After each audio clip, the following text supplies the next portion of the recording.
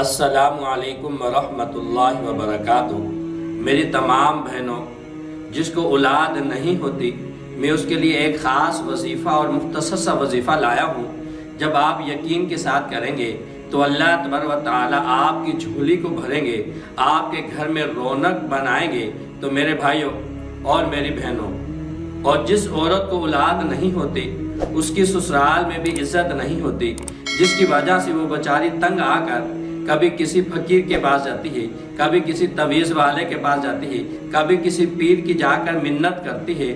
تو میری بہنوں، میں آپ کو جو وظیفہ دے کر جاتا ہوں، جب آپ اسے یقین کے ساتھ کریں گے، اور اتنا مختصر سا اور آسان سا وظیفہ ہے کہ ہر عورت ہر مرد کر سکتے ہیں، تو میری بہنوں اور میرے بھائیوں، یہ جو میں آپ کو وظیفہ دے کر جاتا ہوں، آپ نے سب سے پہلے تو 5 وقت نماز پڑھنی ہے، کیونکہ اولاد خدا کی دین ہے، خدا ہی دیتے ہیں۔ تو میرے بھائیوں، جب آپ یہ یقین کے ساتھ کریں گے تو اللہ تبارک و تعالیٰ آپ کے گھر میں رونق پیدا کریں گے۔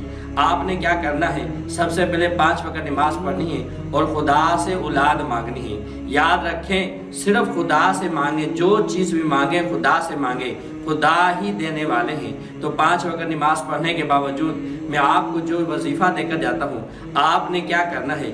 میاں نے بھی کرنا ہے اور اس کی گھر والی نے بھی کرنا ہے، یعنی دونوں نے کرنا ہے۔ کیا کرنا ہے؟ جس وقت ملاپ کریں، ملاپ سے پہلے وضو کریں دونوں، اور 2 رکعت نماز نفل ادا کریں۔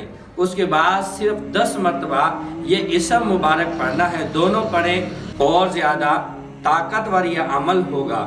آپ نے کیا کرنا ہے؟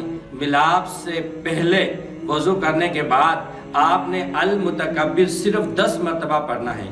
یہ مرد بھی پڑھے اور اس کی گھر والی بھی پڑھے، اور اس کے باوجود پھر دعا مانگیں کہ دیکھیں کہ اللہ تبارک و تعالیٰ آپ کے گھر میں اولاد جیسی نعمت کو پیدا فرمائیں گے۔ اور یاد رکھیں، اس کے 2 فائدے ہیں۔ جس کی اولاد ہے وہ بھی یہ وظیفہ ضرور کرے، کیونکہ اس کے اندر سب سے پہلا فائدہ یہ ہے کہ اللہ تبارک و تعالیٰ فرما بردار اولاد عطا فرمائیں گے، اور دوسرا فائدہ اس کا یہ ہے کہ جس کو اولاد نہیں ہوتی، اس کو اللہ تبارک و تعالیٰ نیک اور صالحہ اولاد عطا فرمائیں گے۔